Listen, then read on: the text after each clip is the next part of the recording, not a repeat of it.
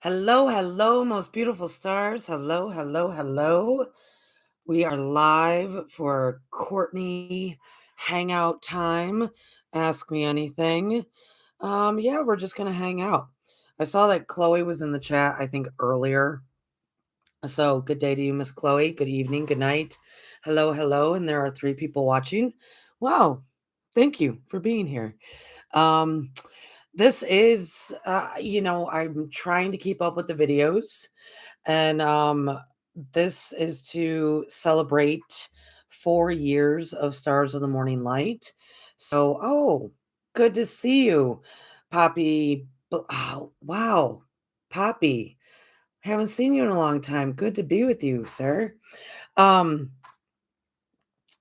so Brian, yes, I was trying to remember your name. Thank you. Thank you. Um, So my 4-year anniversary was on Tuesday, 11/11, and what's interesting is I started this November 11th, 2021, and honestly, folks, that the 11/11 portal was not even in my thoughts when I did this. I remember I chose November 11th because in my mind, I was thinking someone somewhere will see this first video by the 13th.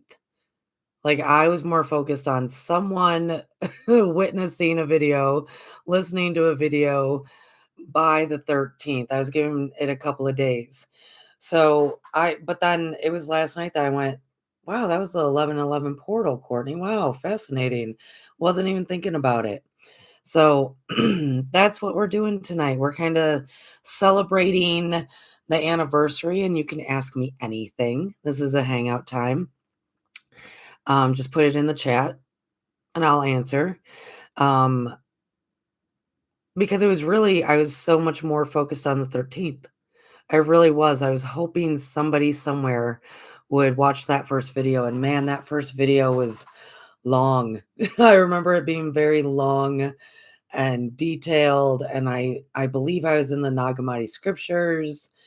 Yeah, this channel has gone through so many ups and downs and ebbs and flows and doing whatever, and it's still that way, yeah, because of how life goes.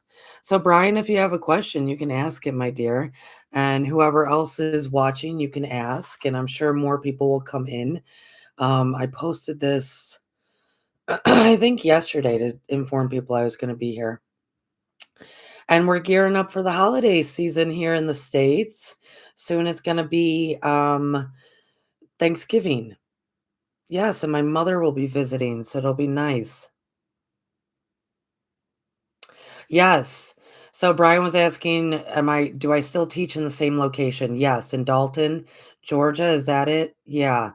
Um, but I did put out into social media that I'm teaching a workshop on Sunday, and that is going to be pretty much my last. I'm not for quite a while because I'm not going to teach any in-person classes. Um, all of 2026. All of 2026. So, so yes, I'm teaching this last class, the certification of the Ave Sa Quantum Breath and Balancing workshop. That's this Sunday, November 16th. And I'm not going to do any in-person classes. That doesn't mean I won't be with the patrons of Stars of the Morning Light. I definitely will be with them. They're actually going to get more and more material.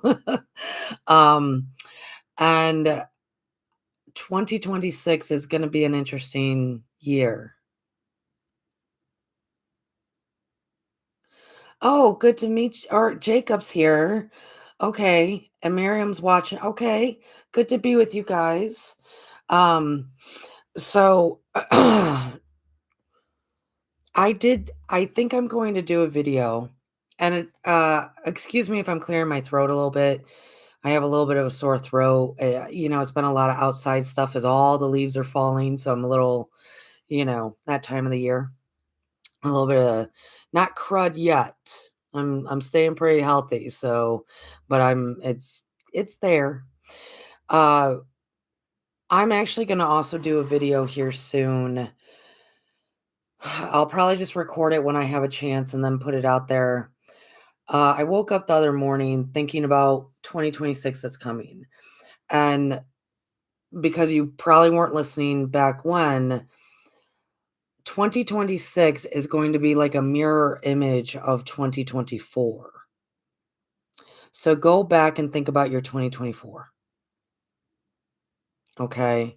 I'm sure there was a lot that went on. I know just in my own memory, I remember the majority of people were so tired and exhausted by the end of 2024 because it was just like, whoa, too much, right? Too much happening. The world was definitely fully opened up again. We're going and going. We're trying to catch up from all the time that was lost during the COVID years. It was just so intense. 2026 is going to be a mirror image of that. Okay. So, same kind of speed, intensity. So, I invite everyone to, and this is the perfect time to do so. Like the 11/11 portal is always great to kind of review the past year. I start my review more towards the autumn equinox, the Michaelmas ceremonies that I do. In So then the full scope, because we don't get the full scope of things until, you know, 2 or 3 months need to pass, and then we can really be like, oh, I get the whole picture now. So I start mine around the autumn equinox of reviewing the past year. But then I usually get the full scope around this time, which right now is that optitude time. The November 11th portal is usually, let's review. So, but if you can go all the way back to 2024, so not this past year, but the year before, and kind of remember all the stuff that went on. Take whatever happened. And in 2026, if it presents itself again, choose differently. Choose differently. So if relationships come back up, if the same kind of working yourself to the bone comes up, well, then pull back, right? Make a different choice. No, I need to take me time.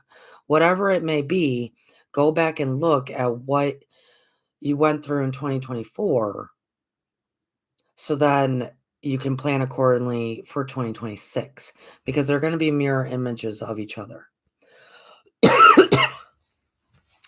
And so I'm kind of, with that in mind, I am setting my 2026 up to be able to do what will need to happen, what I need to focus on. Let's say it that way. Um and that all of us should do that. So you can kind of get an idea of what might pop up in 2024. Will it look the same? Not necessarily. But I've been thinking a lot lately of how um,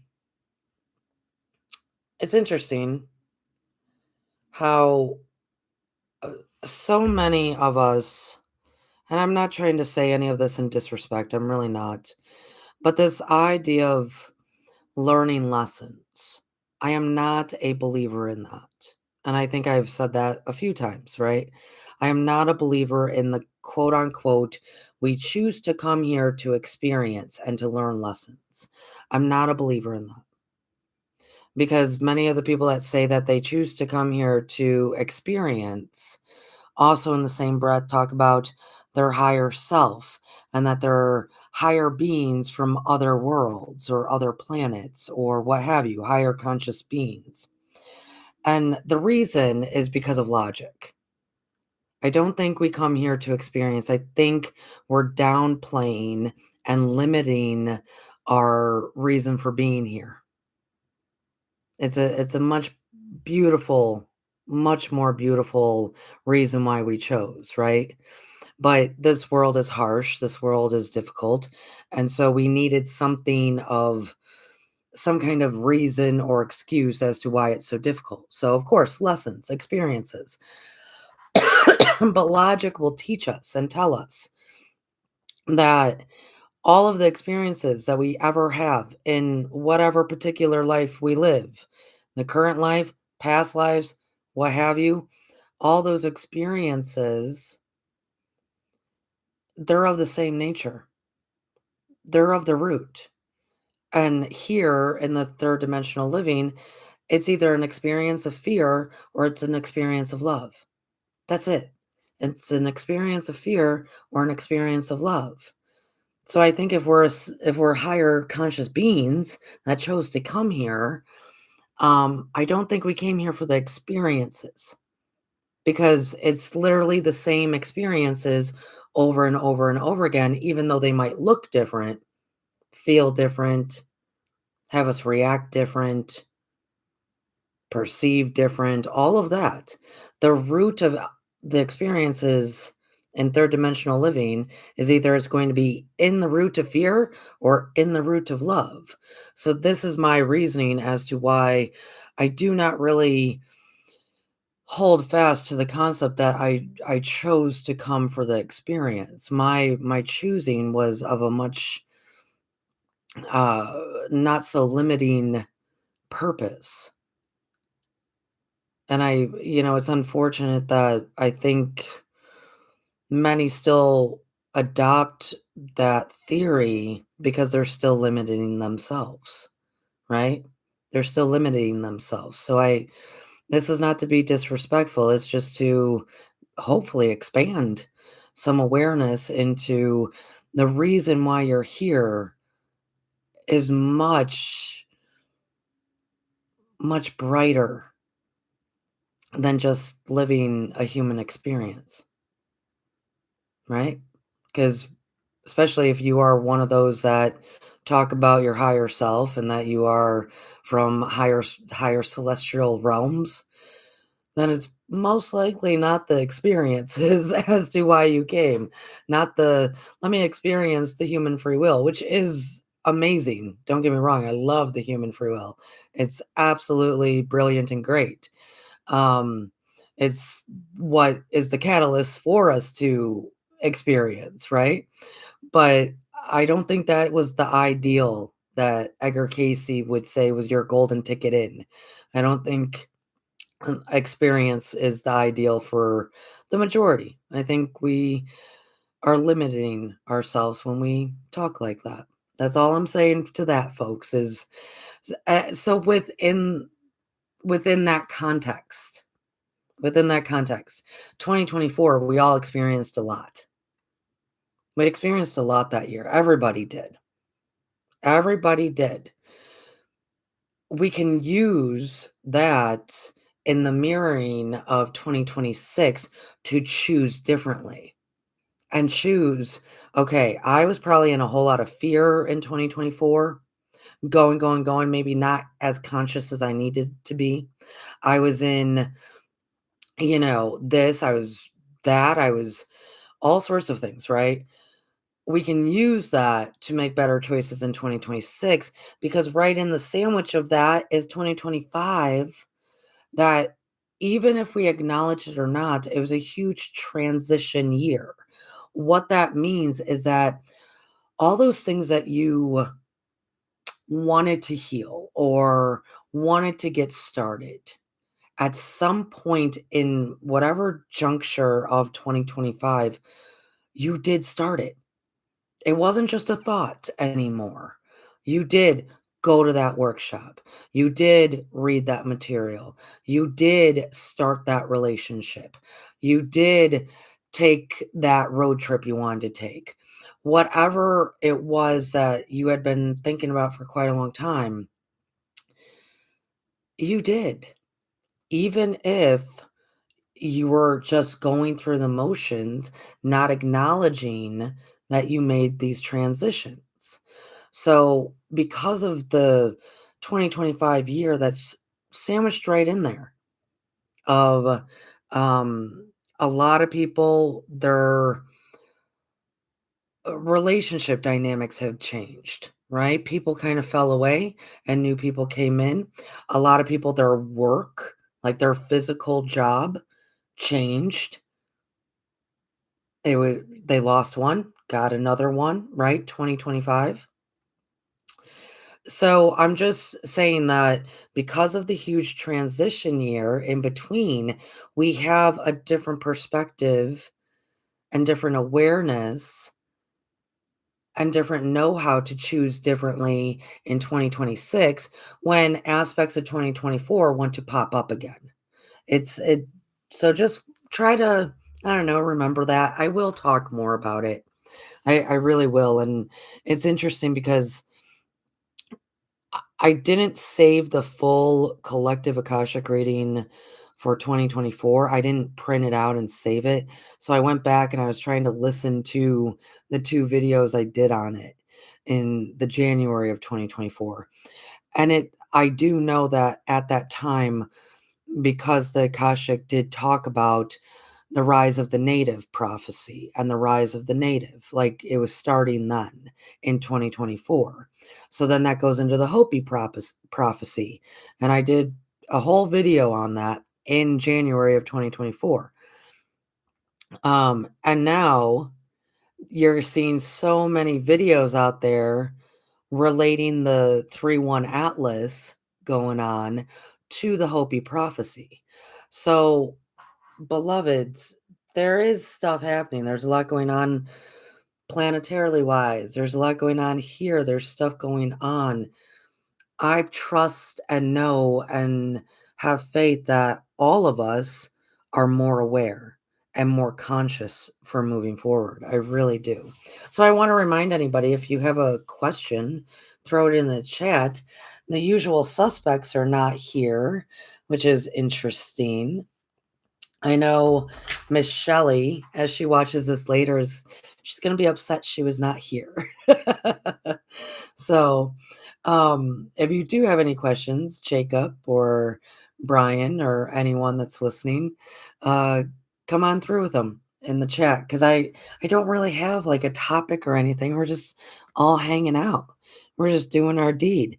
So I also, because Jacob's here, Saturday at this time at 9, um, Jacob and I recorded a Matrix Living episode, and it's going to be released and air on this Saturday, November 15th at 9 p.m. Eastern Standard Time. That's going to be great.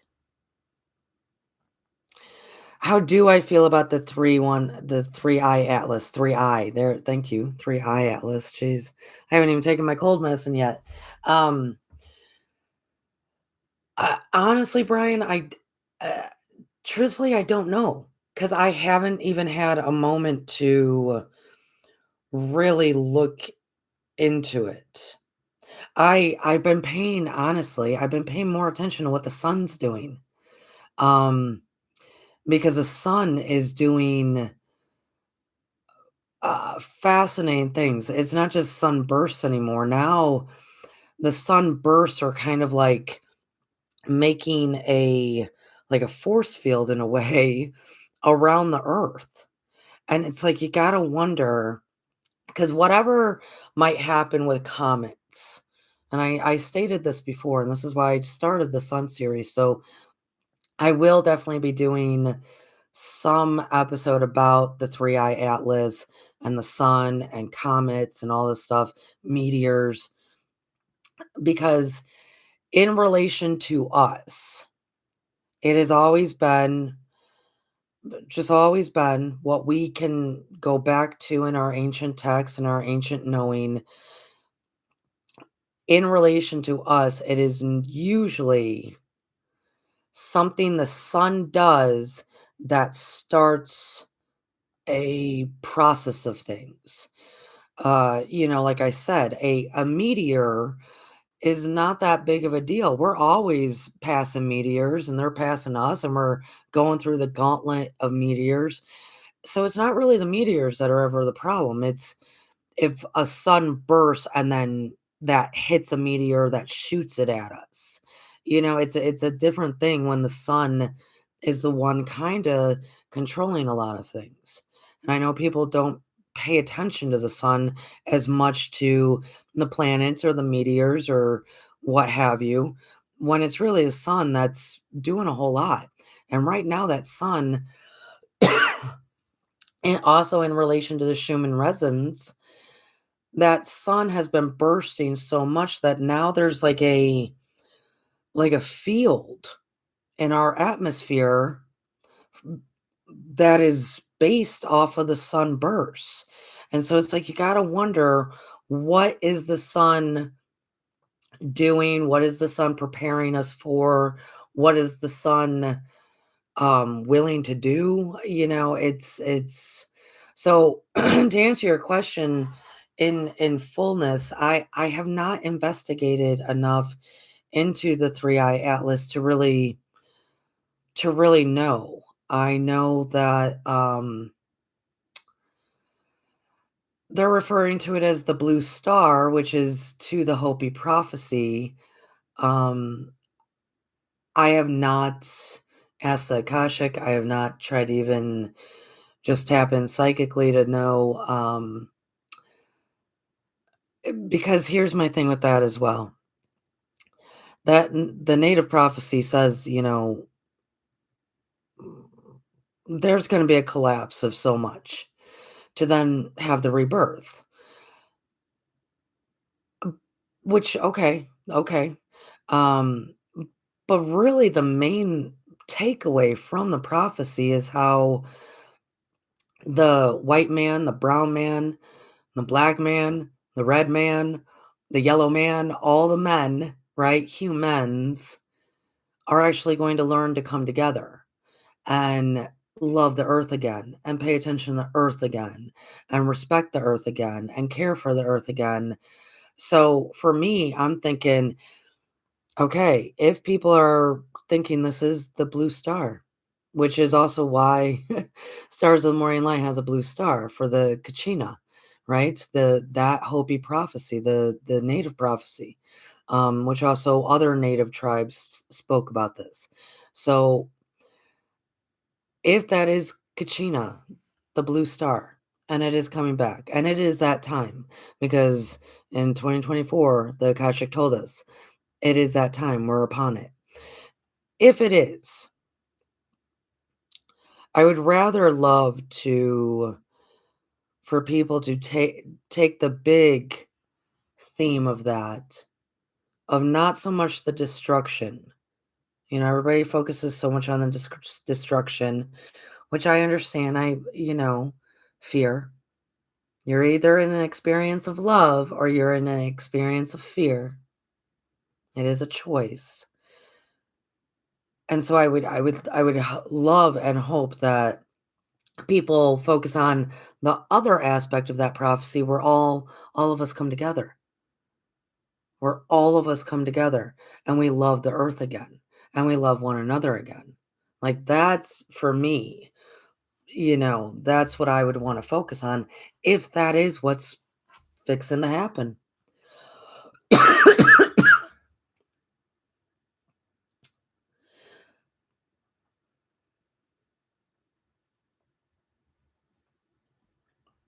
Okay. So Miriam asked, what do I think of the 1111 portal? Oh, good, Papa. You heard about the sun too. Exactly. See, I do tend to, if I'm going to watch something, I do watch more about what's going on with the sun and the Schumann resonance. So I will get to your question about aliens and whatnot. So, Miriam, what do I think about the 1111 portal? So in these hangout times with Cortney, you get my most authentic self. Usually, I also have partaken in some kind of gummy of some sort, but I didn't do that tonight because I'm feeling a bit under the weather. But you're still going to get my true feelings and thoughts about things. So portals, the number portals, like the 1111, the 1010, the 88, da da da. This is my this is my thoughts. For a long time, I didn't pay them any kind of attention because I am so engrossed into ancient text and ancient ways. But just hold that right there, like that's what I felt for a long time. I didn't pay them any attention. But here's the thing. Now that because they're new age. There is no ancient text talking about the Lion's Gate. There is no ancient text talking about the 1111 portal. There's no ancient text talking about this stuff, at all. This is vastly more, and honestly, it wasn't even talked about, not even in, like, the '70s when the New Age started coming, reappearing out of the '60s. This was not so much a thing. This came out of the way the another wave of New Age teachings and doctrines and all sorts of stuff that came out of, like, that early '90s time period, um, which some of you weren't even born yet for that. That's okay. Miriam would understand what I'm saying. Because there was another wave in the early '90s of New Age becoming prominent again. So that is when we started to hear of these things of the 1111 portal, the 888 portal, the 1010, why, right? So when we put it into context of that, more recently, and just literally in the past couple of years, did I, yeah, did I acknowledge them, right? I acknowledged them because I paid attention. I paid attention to the energies that were present on those days over the years since the '90s, right? When it really came into people talking about this. And I think what happened is like anything else. If us humans give something energy and talk about it and continue to, feed it in a way, right? It then has those properties. It is what we make it. It is what we created it to be.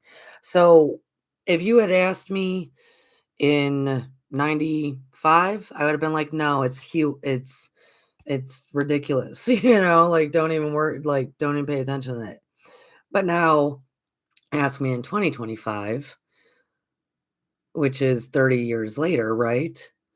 Well, it's been 30 years of people doing their ceremonies, their rituals, coming together, using them, these numbers, these days, for manifesting, for reflection, for portal purposes, that and claiming it as that I think the human consciousness has created it. And so why not use it? And I will say the energies have always lined up. Um, they have always lined up. There's always energies present at certain time periods. So, like, um, very similar. Here's an easy way to think of it too. Like, so that is my answer. That if you had asked me 30 years ago, I'd have been like, no, it's hoopla, you know. Um, but ask me 30 years down the road, well, yeah, now there's a lot of energy attached to it. Now it is what you make it. Now it is what you've designed it to be. So, and that is how everything here operates, right? So I am, this is kind of fascinating that we brought this up because usually in my mind space, um, I'll be viewing what's happening currently. And I'm not thinking about how it's affecting us now. I am always thinking about how what is happening now will affect us 30 years from now. I'm always thinking that. Like, whatever we're going through now, we're going to go through. We're going to go through and we're going to go through it together because we're safe and we're loved and we're together. So we're going to go through it. But the implications, the consequences, the downfalls, or the surprising greatness of it, I am always looking 30 years later. So that is how I make decisions in a lot of ways, for collective aspects. That's just how I operate because it takes the collective around about 30 years to truly experience something that is globally shared and understand it and have lived through it, right? And I know it's like 30 years. Well, it's because we're in the process of living in it, but we don't trace our steps. We don't trace our steps, which we really should. We really should. We should really trace our steps every day. Pay attention, right? Pay attention. So it usually does take those 30 years for us to go, whoa, all of this is happening now because of this then. And this and the world knows it. This is why our everything recycles every 30 years. Every 30 years something recycles. Like Janko jeans are coming back. Um 30 years ago, right?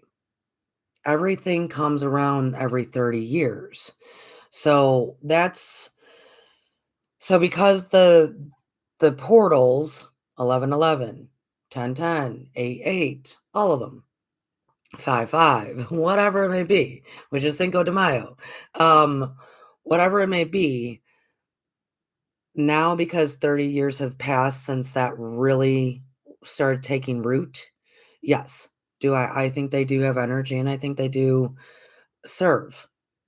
I do. See, and that's a good thing. That's a good thing that we can do as a collective. And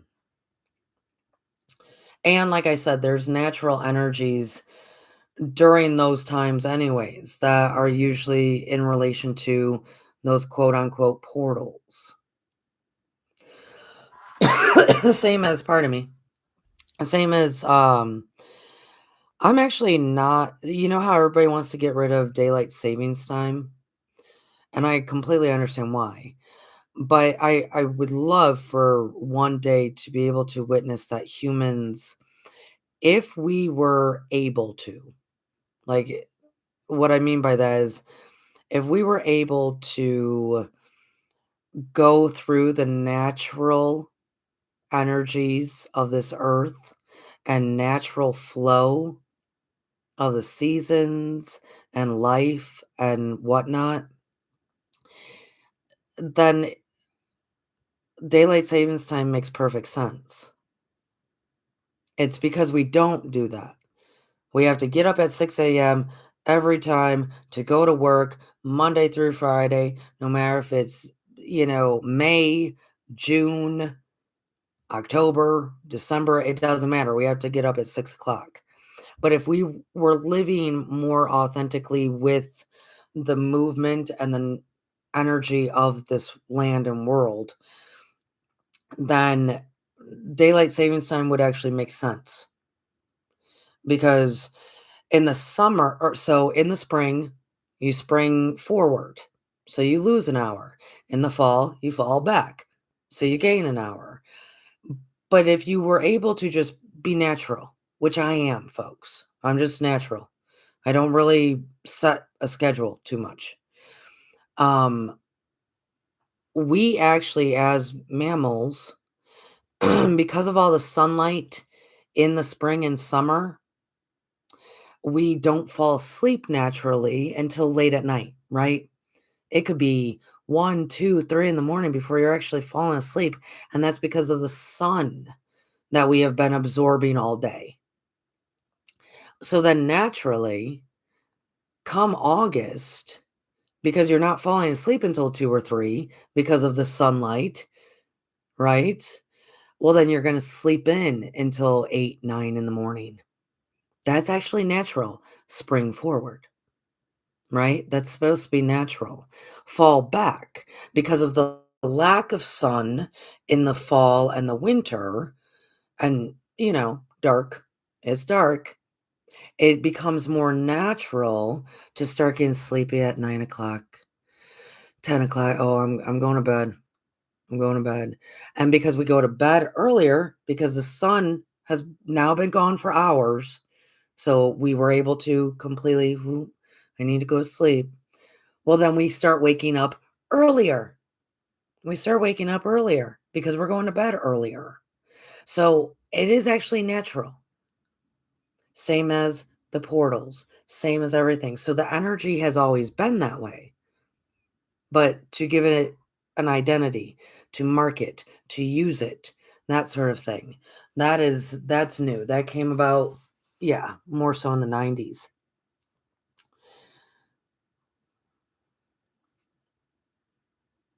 So then Brian asked,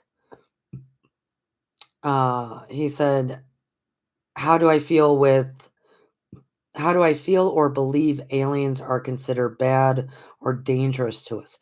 Do I believe aliens are bad or dangerous to us?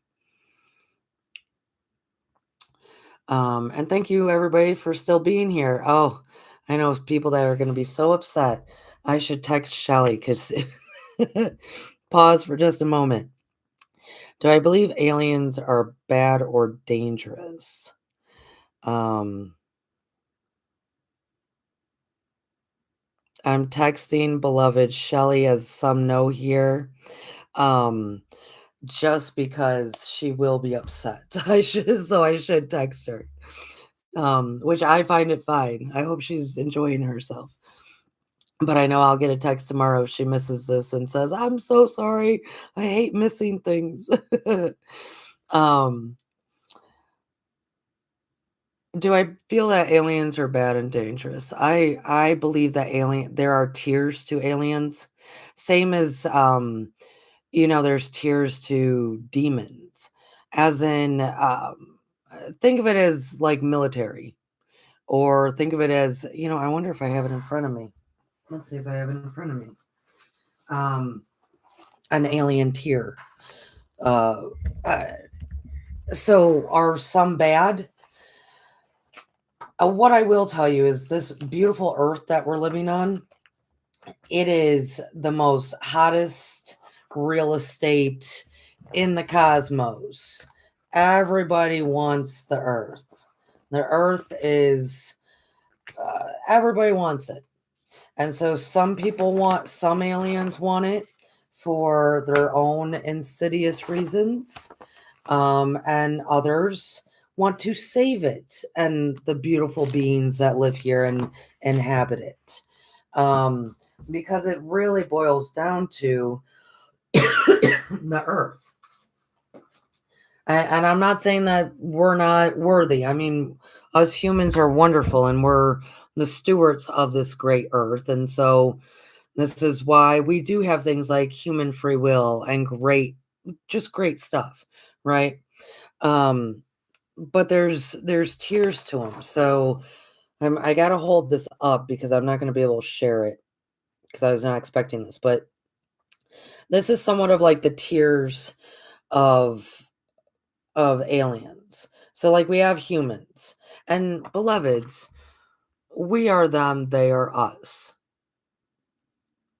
There is no separation. I mean, if you want to think of it in the most general, common way, we do live on a planet, so therefore we are alien to someone else, right? So, I mean, we are them, they are us. And once again, things do just kind of cycle, right? We're just cycling. We cycle in a lot of ways. And that is a part of the ascension process. So let's ascend, right? Let's ascend. But I will say, and I do have curriculum on this in with the Patreon stuff. I think a lot of curriculum on this. So this would be kind of like your tiers in a way. Um, and where you see these arrows, like the draconians are equal in like abilities and ables and all that stuff and know-how and might, and might and force, all that stuff. The draconians are equal in the same tier as like the Larians and and those from Orion. those are associated more with what we know of the Anunnaki and the Sarians. And there's an entire backstory to that, folks. A massive backstory. Um, and same with this is what I should see those arrows. So like the draconians, those are in relation to the reptilians, because see, I put them in purple. The Orions, and the Syrians, those are they were playing the same game. But they are in the same tier, the draconians, as like the Larans. So you have the Nordic, you have the Karnans. The Karns are actually the first that settled here, that took on the likeness of the animals here. So this is where we get stories of like people, especially Egyptian stuff of, men with heads like birds, right? All these images. So do I think um they're bad? I think I think Orion wants all the humans to worship it, which is not the full story, right? But man, they created a great story and spread that word really well. Um, because most people hear the stories of we come from Orion, the sisters. That is not necessarily accurate. That was They want us to believe that, for their own control and their own whatnot. But in reality, that's actually coming down the pipe, or, from the draconians. And the draconians that also manipulated the reptilians. See, the reptilians were not bad originally, but draconians manipulated them really bad, really, really bad. And they just don't know any different by now. But way back when a lot was going on and the Anunnaki did finally settle, and fighting, just a lot of fighting happening, and what Orion did. Um, Orion really started a lot of shit. It really started a lot of shit. Um, uh, there at that time when the Draconians were influencing Orion and the Reptilians in like secrecy. I mean, they were being horrible about it. A lot of the Reptilians actually kind of split um, into two parties. Ones that really wanted to stay like their natural good self, and then ones that fell in line with the Draconians. And so when people talk about the reptilians of, in today's world, they talk about them in a negative way, and that's because that's a whole lot of what we know. When in They weren't always that way. They just weren't that way. Actually, a lot of them were a tribe in a way of the Carians. So there's a lot of backstory here, folks. So to answer your question, Brian, there's a lot of backstory. Um, d- Same as how there's good people and there's bad people. There's good aliens, there's bad aliens. Um, uh, it just is. I think a lot of it is the different energies that influence those beings. And I think a lot of it, w- in the 3D density world that we live, it is of take, take, take, me, because people are experiencing mostly fear instead of love. Um, well, the aliens fall into that as well, right? Um, the only ones that are above things like that, of that nature of take, take, take, me, mine. The only ones that are above that are the and there's others, don't get me wrong. There's way more than just this list, right? There's way more, but I use this tier system to teach the curriculum. But the only ones that are really above the take, me are the Arcturians and the white ones. The white ones are from way far away, and they're just now starting to show up in the past 100 years, more 60 years or so. They're not even from our galaxy, nowhere near. And the only reason the Arcturians are not, I mean, the Larans are love too. There's ones that are love. The Palladians are love, but they're willing to fight. They're willing to this. They're willing to that. Actually, there's very few Larians left because of battling. So the only reason the Arcturians are not really take is because they were horrible at one point. I mean, eons and eons ago, the Arcturians were the baddest of the bad. You never wanted to go up against them. They would, I mean, it was shoot first. It doesn't matter. I mean, they were the worst of the worst and the strongest and the most powerful. And something within their collective consciousness, they were the strongest warriors, strongest, most intelligent, most technology, everything. If the Arcturians showed up, you were done. You were toast. And they did not care, right? And that went on for eons and eons and eons. I mean, that's just who they were. And then something shifted in their collective consciousness that they just decided to stop fighting. Stop fighting. We're not going to fight. If they want to fight, we let them fight. They can do whatever they want to do. We have to collect all of our brethren, and we're going to go back to our home planet, Arcturus, and we are going to put up the biggest force field around this, and we are going to learn how to live together as a community, as one, in love, in cooperation, in generosity, in all of it. So then go down from that story, they stayed in their bubble, and nobody even tried to even mess with them really, because well, A, you're not gonna penetrate their force field. That's ridiculous to even imagine you could. They stayed like that, and they really developed a whole new way of being a collective. And so they really are more emphasis now on community and truly using that higher consciousness for good, not destruction.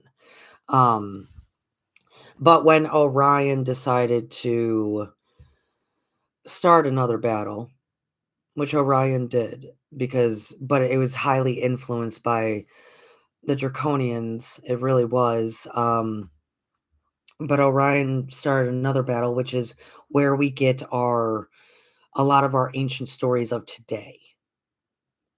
The gods in the skies battling, all this stuff. I mean, we get a lot of our stories of today from when Orion attacked.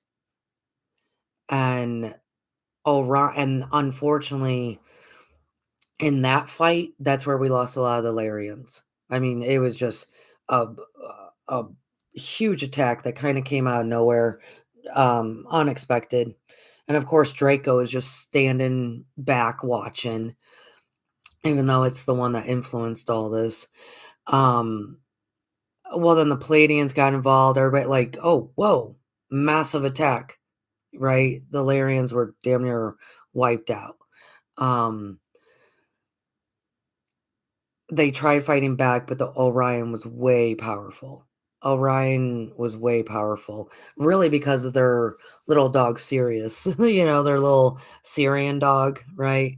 Um, they are very powerful in their technology. So, and Orion was just mighty. And it was a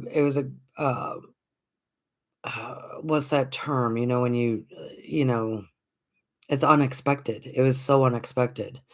Looking back on it, we can see all the signs as to, oh, we should have known. But so at that time, the Palladians and all these people, they came to try to fight, or at least pause what was going on. These attacks weren't really weren't really successful, so they retreated, and then they contacted the Arcturians and told the Arcturians this is what's happening, and it is affecting Earth. It's affecting Earth.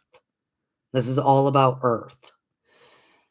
And the Arcturians said, okay, we're not going to fight, but we will stand guard.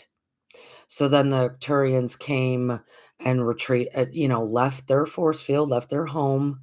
Not all of them, but enough left to then stand guard to any more attacks by Orion. And Orion didn't try to attack by then, or once that happened. Once they saw the Arcturians, they retreated.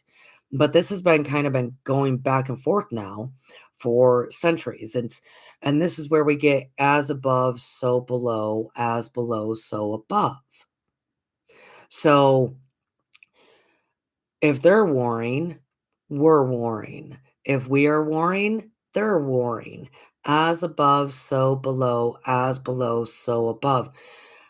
That principle, that is in everything that we can possibly imagine, right? From our own bodies to the land and above to everything we can possibly imagine.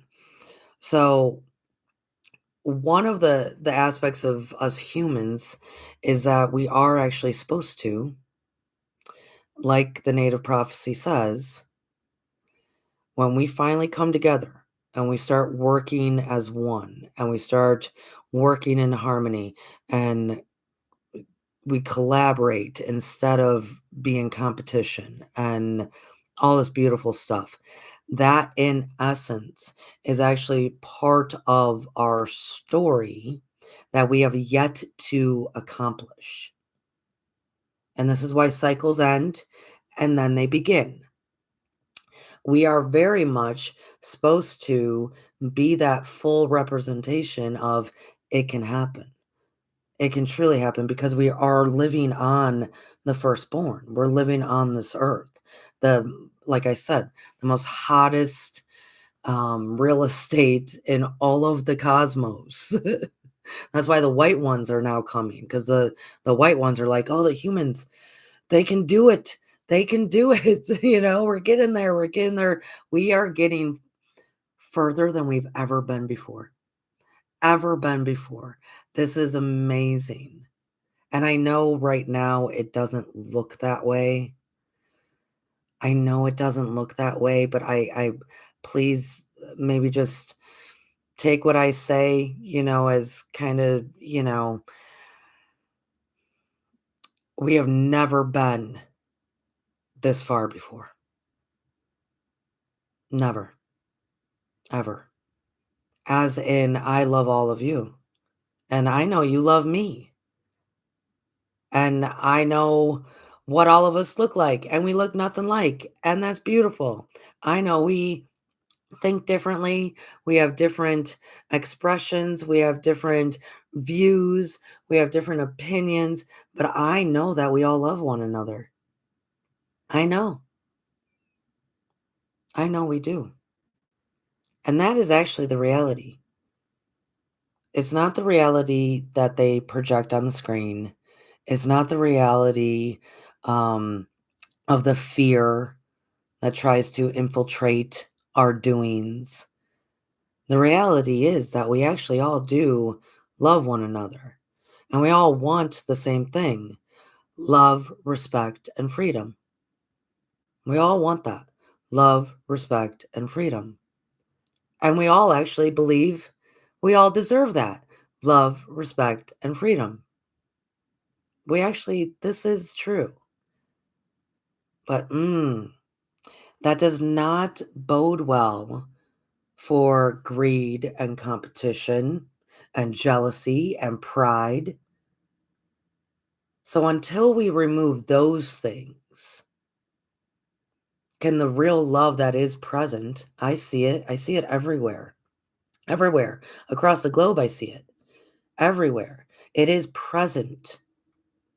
But right now, the image is of fear, competition, jealousy, pride, greed, right? So we have to lay all that down to allow the love that is there to be witnessed and experienced more. So yeah, that's a so Poppy, Brian. So that was me answering your one question about aliens. See, this is people do often enjoy the live hangout with Courtney's because one question can I can go on forever. Um and beloveds, we know it. I know that if Miriam's still listening and Jacob's listening and Brian's listening and whoever's listening after this, we are safe and we are loved. I know it is scary out there. It's scary in our possibly our own environments right now. It's scary outside. It's scary, but we are safe and we are loved. And you know what? I trust you. I trust me and I trust you. I do actually trust you. So if I'm giving you my trust, then trust yourself. We're going to be okay. We are way, way further than we have ever, ever been. Ever. I know histories, the books and what people try to teach in history is not accurate and we know this.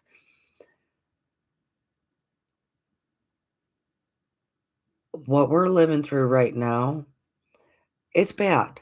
It's bad. But it's because we're so close to being on the cusp of greatness, of great stuff. And even though it's bad, because we are so close to the great, it's not as bad as it has ever been before. Before, I mean, the carnage, the cannibalism, the sacrifices. I mean, it was bad. It was really, really bad. Really bad. Uh, we're not doing that, right? So maybe that can help a little bit. The the suffering that we experience and others in this world right now, it is bad, but it is nothing compared to what we've gone through in a cycle before. We are at a cycle ending and a cycle beginning, and we might, if you so choose, be able to go through the ending of a cycle. If it is the blue star coming, we could possibly go through that so much smoother than ever before because we are so close to truly loving one another. I've never witnessed this, and I've witnessed plenty of cycles ending and beginning, and we've never been this. I mean, I can't even express, I don't even know if I have words. We've never gone this far. We've never gone this far as a humanity. So kudos to all of you. Kudos to all of you um for choosing yourself. For choosing yourself, loving yourself, accepting yourself, knowing yourself, trusting yourself. Thank you for doing that. Because that is what is carrying us through the cycle ending into a new beginning, that beautiful new earth where we are one and we come together in collaboration and love, prosperity, all of it, not the greed, the competition, the fears. So I'm in awe of humans right now. I'm in awe of I'm just in awe. I'm in awe. Sometimes I'm in awe when I see really all the ugly of that kind of awe, like, "Oh, we're still doing this?" But the majority of the time, I'm like, "Look at that love. Look at all that love. It is here." It is. So Shelly came in. I see, Miss Shelly. Shelly, I texted you, um, Seeker of Truth, because, yeah, I yeah, you just said you can't wait until you watch it from the beginning because I know, Shelly, I texted you because you're always when you miss an episode, you're like, "Oh my goodness, I hate missing," right? So that's why I texted you just to and you're not late, my dear. There's no late. There's no such thing. Um, but I wanted to tell you because I knew you would I would be getting a text from you tomorrow saying how you regretted missing. So you didn't miss it. I am still here. You're fine. Um, so I do love you all, and I'm gonna probably let you go. This was the Shelly, unless do you have a question? I think everybody did get to answer or ask a question. So if you have a question, Miss Shelley, uh, then I will answer that. Yeah, I love you too. I love all of you. I love Brian. I love Jacob. I love Miriam. I love everybody. This is great. And thank you for coming. This was to celebrate 4 years of Stars of the Morning Light. Um, I'm excited about the going into the fifth year. I am. I'm excited about going into it, and um, I have faith that Stars of the Morning Light is that it's worth it because I'm worth it, and you're worth it, and this is a great time together. Yeah, there's a lot going on this channel. Oh, Shelly was gonna ask the same question, Brian, about the three-eye atlas. I do think I'm gonna have to I don't have to do anything, but, I think I will do a video on that, but I'm thinking actually it might be more December. I think I might do that more in December, um, and I have my reasons. I have my reasons. So I do believe that will be coming. So, yeah. And Shelly, if you don't have a question, it's all good, sister. I'm just saying happy anniversary to everybody. And please be here Saturday night at 9 p.m. Eastern time if you can, because Jacob and I recorded another Matrix Living episode, and it was great conversation. Absolutely great conversation that we recorded. So it'll be wonderful. And if you are local and you want to take my last workshop that I'll be doing for at least a year, it will be this Sunday at Blue Sun Fusion Studio in Dalton, Georgia. Um, it's the Quantum Avesa Breath and Balancing Certification Program. So yeah, come on in. And it's real affordable. Uh, I am taking 2026 to focus on other things and be more present for other things. And you guys can always get a lot of curriculum and patreon.com, which is $5 a month, monthly subscription for $5.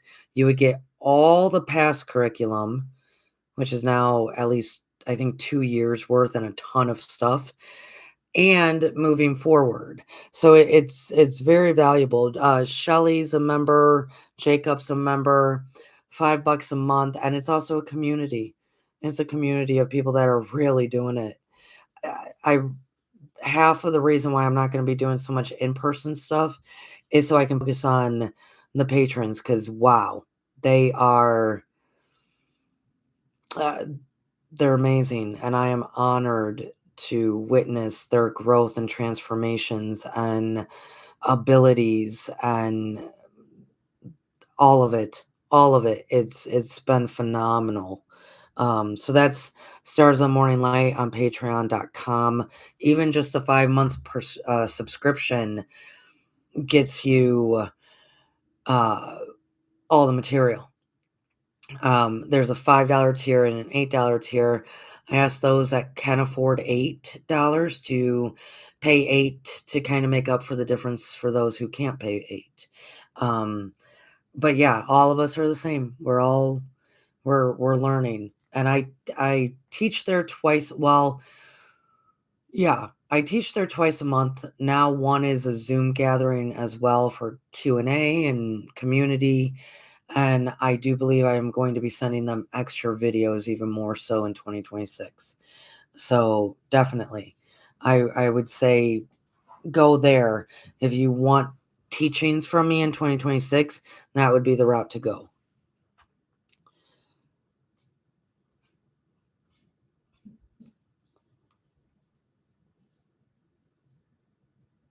Yeah, Shelly, the show with Jacob on Saturday is gonna be awesome. Definitely awesome. So, then thank you for saying happy anniversary. Yeah, Shelly, and you've been there since the beginning, sister. How wild. Pretty much. You've pretty much been there since the beginning. So I appreciate you. I appreciate all of you. So, beautiful stars. It is 10:07 here, and I need to go take my cold medicine and get some shut eye. Remember, we can fall asleep much nicer in the winter time in the night, right? So, beloveds, keep choosing you. Just keep choosing you. You are that beautiful, bright, shining star. And we are in this together. And trust that there is love and you are safe. So, I love you guys.